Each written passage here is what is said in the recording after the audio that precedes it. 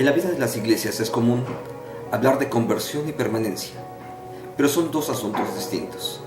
Esos dos asuntos apuntan precisamente a diferentes objetos que deben ser evaluados en la vida de una iglesia.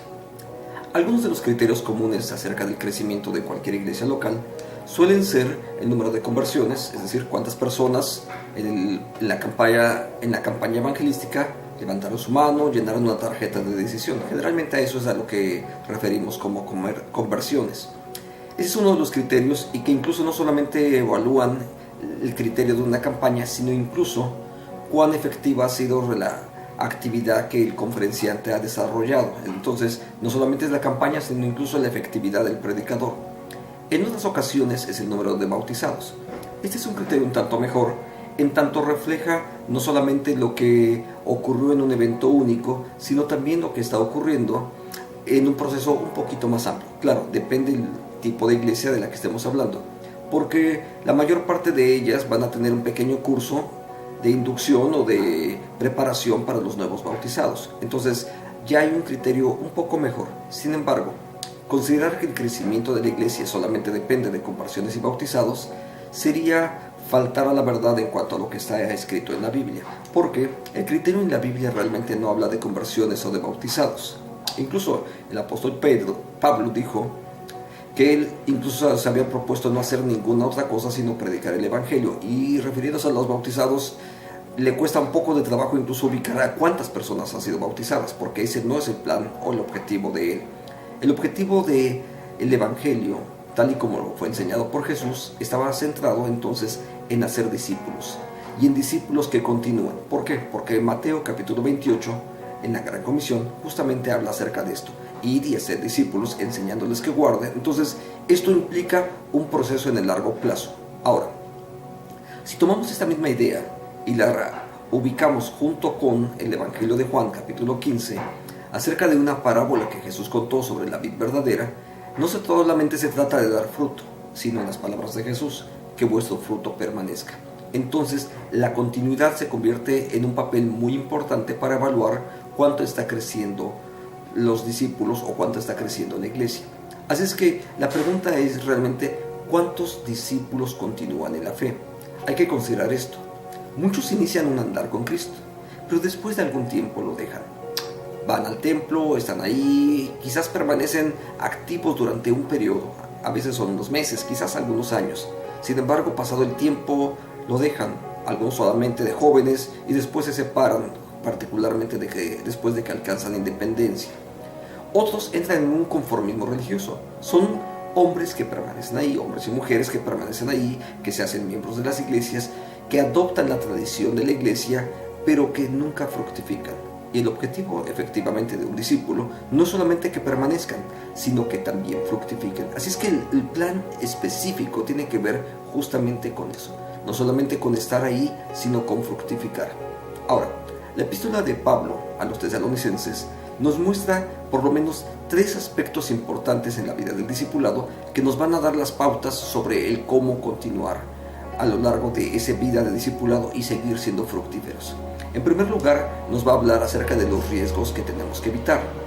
Número 2, vamos a hablar acerca de una mentoría en el largo plazo. No solamente se trata de lo que está ocurriendo en el día de hoy y considerar que incluso porque alguien ya tomó un curso, ya se completó el proceso de discipulado. No, tenemos que pensar en mentorías en el largo plazo.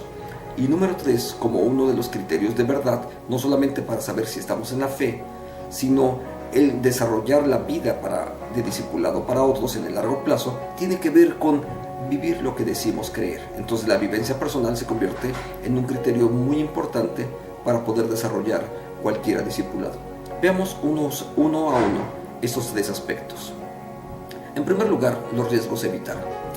1 Tesalonicenses 3:5 dice así: yo temía que el diablo los hubiese hecho caer en sus trampas y que hubiera echado a perder todo lo que hicimos por ustedes.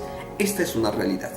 No hablamos mucho acerca de ella, pero es parte de las realidades que el mismo Evangelio nos presenta. Momentos en que las personas reciben la palabra, participan de ella, pero hay algunas cosas que finalmente les hacen separarse de la vida de la iglesia y en muchas ocasiones incluso separarse acerca de la fe. Yo sé que en algún momento existe el criterio de decir, bueno, lo que pasa es que nunca fueron de nosotros. Sin embargo, sí podemos evitar algunos asuntos y tenemos que evitar que esos asuntos nos vayan a afectar en el desarrollo de nuestra fe, y particularmente cuando somos discipuladores de otros, que afecten también la vida de otras personas. Ahora, Jesús contó esto a través de una historia. Un sembrador salió a sembrar, y mientras sembraba, parte de la semilla cayó junto al camino, y vinieron las aves y se la comieron. Y parte cayó en pedregales, donde no había mucha tierra, y brotó enseguida porque no tenía profundidad. Mas cuando salió el sol se quemó, y se secó porque no tenía raíz. Y parte cayó entre espinos, y los espinos crecieron y la ahogaron. Y parte cayó en buena tierra, y dio fruto, cuál a 100, cuál a 60, y cuál a 30 por uno. Quien tiene oídos para oír, oiga.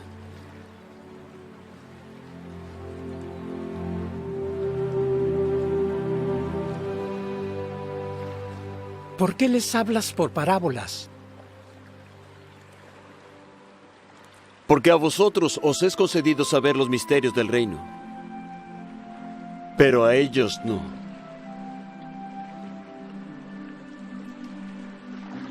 Porque a cualquiera que tiene se le dará y tendrá más abundancia, pero al que no tiene, aun aquello que él tiene, le será quitado.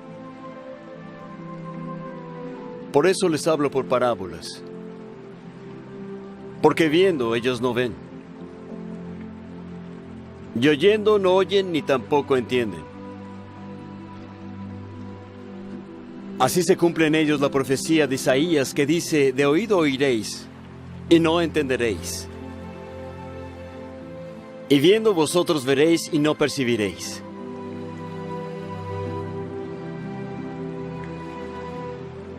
Porque se les ha engrosado su corazón, y con los oídos oyen pesadamente, y han cerrado sus ojos, no sea que vean con los ojos, y oigan con los oídos, y entiendan con el corazón, y se conviertan, y yo los sane.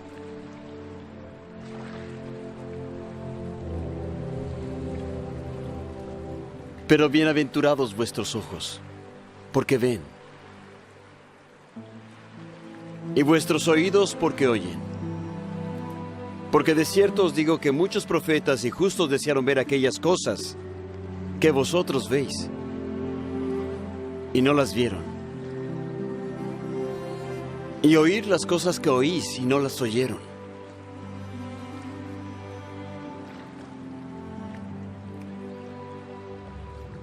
Oíd entonces la parábola del sembrador. Cuando alguno oye la palabra del reino y no la llega a entender, viene el malo y arrebata lo que fue sembrado en su corazón. Este es el que fue sembrado junto al camino. Y el que fue sembrado en pedregales, este es el que oye la palabra y de inmediato la recibe con gozo. Pero él no tiene raíz en sí, sino que es temporal. Y cuando viene la aflicción o la persecución por la palabra, enseguida se ofende. Y el que fue sembrado entre espinos, este es el que oye la palabra. Pero el afán de este mundo y el engaño de las riquezas ahogan la palabra, y se hace infructuosa.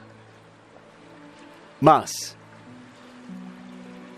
el que fue sembrado en buena tierra, este es el que oye la palabra y la entiende. Y el que da fruto, y da uno a 100, y otro a 60, y otro a 30. La semilla es exactamente la misma y el sembrador también es el mismo. Lo que es diferente es el terreno donde cae. Ahora, hay que considerar algunas opciones en medio de esto. Hay personas que pierden el enfoque para poder continuar, se distraen.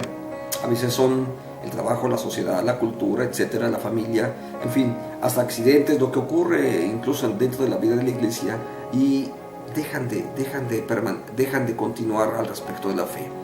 Finalmente dejan que otras cosas crezcan, ahoguen la fe que está en ese momento creciendo, y finalmente llegan incluso a perder el enfoque y dejan el camino. Otros incluso toman algo distinto, dan prioridad a lo que no es prioritario. Es decir, de pronto se enfocan en algunas cosas que para ellos les consideran importantes. Cada uno de nosotros tenemos cosas que nos parecen importantes, y cuando no le damos prioridad a lo que en verdad adquiere importancia, y esto tiene que ver con nuestra propia relación con Cristo, entonces es muy común que finalmente podemos seguir manteniendo, por ejemplo, el rito, podemos permanecer en la vida de la iglesia y al mismo tiempo estar ahí sin dar ningún fruto. Entonces, algunos asuntos distintos que también Jesús va a contar en el capítulo 6 del Evangelio de Mateo, en este gran sermón que habla acerca del Sermón del Monte. En ese texto también Jesús va a hablarnos acerca de dos áreas que tenemos que evitar. Y los dos riesgos a evitar son el afán y la ansiedad. Estos dos elementos son importantes a poder superar, para entonces poder confiar plenamente en lo que Dios va a hacer a través de cada uno de nosotros. Número 2. Otro criterio tiene que ver con la mentoría en el largo plazo. El texto de Tesalonicenses dice así, en el verso 6, la primera parte: Timoteo ha regresado a la ciudad de Tesalónica. Alguien dice, bueno, pero Tesalónica es un prodigio realmente de iglesia. El evangelio había sido implantado ahí. Es cierto, un discipulado de muy pocas semanas, posiblemente en solamente 6 semanas, y ya el evangelio en 3 semanas, y el evangelio empieza a crecer y a crecer y a crecer y a impactar enormemente en muchos lugares. Alguien pensaría y dice, bueno, el evangelio ya está ahí sembrado, ya no es necesario que permanezcamos. Pero Pablo y Timoteo opinan de una manera diferente. De hecho, las epístolas muestran justamente esto, la preocupación que ellos tienen por aquella iglesia de Tesalónica. De tal manera que incluso Pablo tiene que enviar a Timoteo, y Timoteo va a regresar a la ciudad para confirmar a algunos de ellos al respecto de la fe. Entonces, tenemos que considerar esto. Nuestra vida discipular nunca termina. Esto es algo en el largo plazo. Cada uno de nosotros necesitamos seguir creciendo constantemente. El crecimiento no es algo que decides parar en algún momento. La verdad es que incluso cuando tú dejas de aprender, también deberías de dejar de enseñar. Entonces, esos criterios al final de cuentas tienen que ver no solamente con lo que estamos haciendo, sino que necesitamos cada uno de nosotros crecer constantemente. Una y otra vez necesitamos seguir creciendo. Entonces, si tú vas a ser un discipulador, tú necesitas seguir creciendo. No es suficiente con que aprendas un curso de pe a pa. Eso no es suficiente. No es suficiente con que hayas tomado algunas clases de teología o que hayas egresado de un seminario teológico. La verdad es que tú necesitas seguir creciendo. Necesitas día a día seguir creciendo, porque la sociedad, la cultura, la gente a la que tú estás tratando de discipular, ellos constantemente están cambiando y tú mismo también estás cambiando. Entonces, los aspectos a desarrollar son esos. Tienes que seguir creciendo tú también día con día. Ahora, necesitamos también seguir discipulando.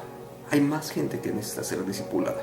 En este papel podríamos hablar de una relación de doble vía, donde nosotros necesitamos ser discipulados por alguien más. Oye, aunque tú seas el discipulador y aunque tú seas el pastor, tú necesitas seguirte alimentando.